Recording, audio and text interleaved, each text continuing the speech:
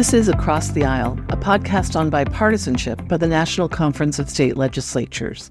I'm Kelly Griffin. Texas Senator Judith Zaffirini has broken state records by a long shot. She's cast more than 72,000 consecutive votes. She has had a perfect attendance record, except that one time she skipped on purpose to make a point. She's passed 1,388 bills, more than any other legislator in Texas history, all with bipartisan support, no matter who was in the majority. She became the first Hispanic woman elected in the Senate in 1986, and this session, the Democrat will become Dean of the Senate as the most senior member. You might think she's the epitome of patience. You'd be wrong. Oh, I always say patience is a virtue that I do not have. I do not have it, but I have persistence. And when there's an important goal, I just keep working toward it as long as I can, so long as other people are working with me too. There's plenty of evidence of her persistence in the State House. Her first initiative took years to finally pass. It was the reason she ran for the Senate, to establish a 4-year university for her hometown of Laredo. She won the Senate race in 1986, but it wasn't until 1993 that the legislature approved the university for Laredo. Of course, she worked on many other issues, too, well on her way to the record number of bills she would pass and would vote on. But her persistence wasn't born when she ran for the Senate. It goes way back. She notes she was 9 years old when she set her sights on a boy named Carlos. It was another 4 years before he even noticed her. This year, they celebrate their 59th wedding anniversary. There's another aspect to this story, how the young Zaffirini climbed out of failing grades after Carlos said he'd break up with her if she didn't improve. She buckled down and landed on the honor roll and the high school dean's list. And she went on to earn a BA, a master's, and a PhD from the University of Texas at Austin. Zaffirini recalls that Mother Mary Andrew at her Catholic school was handing out ribbons for grades and performance. She said, I have held this blue and gold bow to the very end because when you hear who's going to get it, you're not going to believe it. And then she said, Judy Papas. And there was this audible gasp throughout the high school student body. And then she said, the moral of the story is, if Judy Papas can do it, anybody can. That proclamation by the nun became the title of a book Zaffirini wrote to motivate children who might be struggling in school. Zaffirini may have innate persistence, but she also credits much of her success passing bills to what she learned at UT Austin, starting with Aristotle. What Aristotle said was to use ethos, logos, pathos, ethical, logical, and emotional appeals. And basically that's what I do. I blend logical appeals, the content of what we're working on, with the ethical appeals, what's right, what's wrong, what do the people need, with the emotional appeal when necessary, real-life anecdotes, real-life example of the people who need this legislation. And as a teacher who later ran a communications firm, she said she doesn't try to persuade, but rather inform, which she thinks people are more open to. Recently, one senator told me, I understood everything you said, but I didn't understand what this other senator said. And I said, that's because he was trying to persuade you. I was trying to explain it to you. He was being argumentative. I was describing. Zaffirini says it's very important not to take anything personally. She recalls the time a constituent letter was so incendiary about a river conservation bill she was carrying that her staffer didn't want her to read it. And I said, I've read vulgar language before. Let me see the letter. And I looked up and I said, Chance, what if he's right? She sent her staffer to meet with the man in the district. Chance came back and he said, he's right. And we changed the bill. Zaffirini says being open to ideas, even if they come wrapped in some angry language, is key to getting so much work done. She makes a point of connecting to her colleagues as friends and learns about their interests and concerns. That helps get beyond the emotions on the surface, she says. I've never brought up a bill in the Senate that I haven't passed. And that's because I work with people. It's not that it's my bill. It's a bill that I have worked to develop with other people. There are limits to this bipartisanship, of course. Conflicts have happened over a variety of hot-button topics, including redistricting.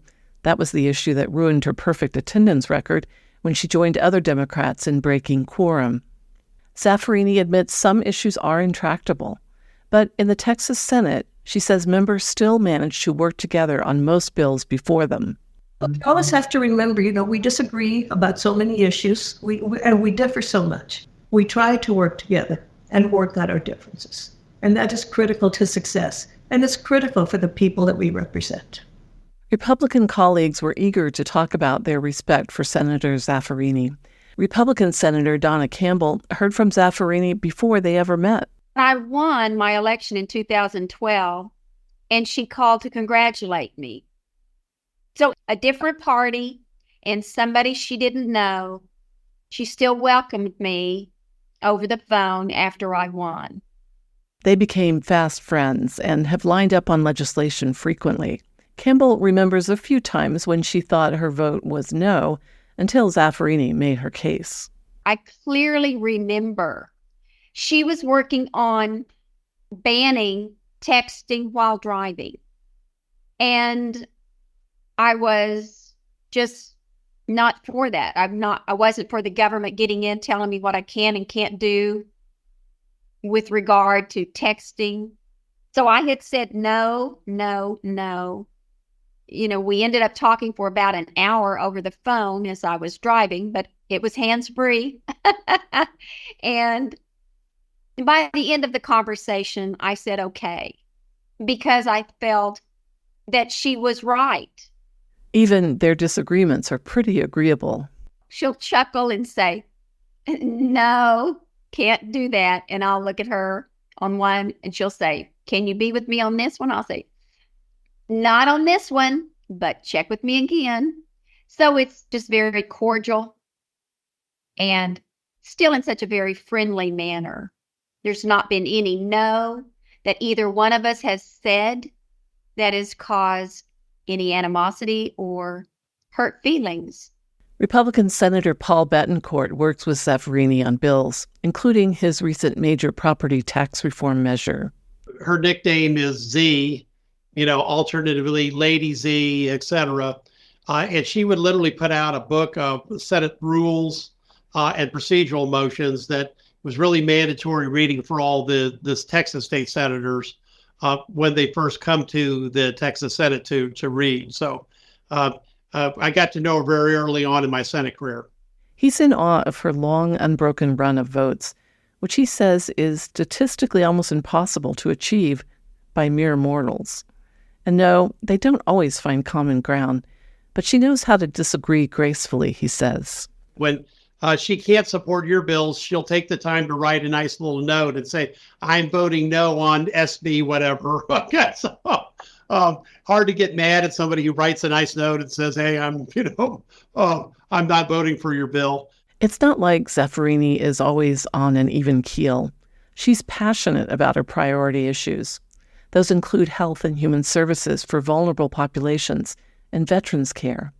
She can get fired up, like when Governor Rick Perry vetoed a slew of bills in what was dubbed the Father's Day Massacre. It included her bill on Medicaid.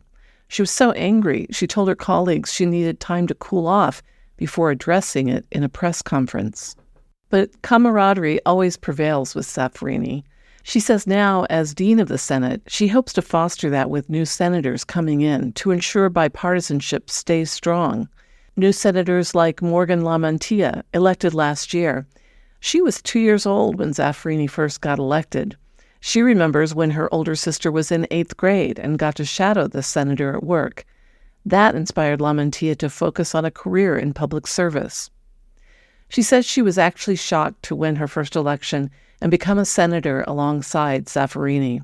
She wants to carry the mantle. She passed 31 bipartisan bills in her first session and credits Zaffirini with guiding her well. One of the things that, she told me, Senator Zaffirini talked to me about and really taught me was you cannot wait till the last minute to try to get that bipartisanship. You need to build those relationships ahead of time. You need to find that common ground. Zaffirini says her advice to the new senators and her reminder to the not-so-new senators comes back to persistence. Remember that tomorrow is another day. because sometimes people fail and they get depressed, they get dejected, they get angry, instead of realizing it's just part of the process. And you may not succeed today, but if you're persistent, not patient, but persistent, you might succeed another day. I'm Kelly Griffin. Thanks for joining us for Across the Aisle.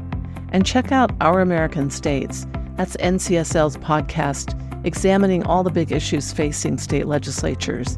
You can find that wherever you get your podcasts. And if you have a story of bipartisanship in your state, please send it along. Our email is acrosstheaisle@ncsl.org.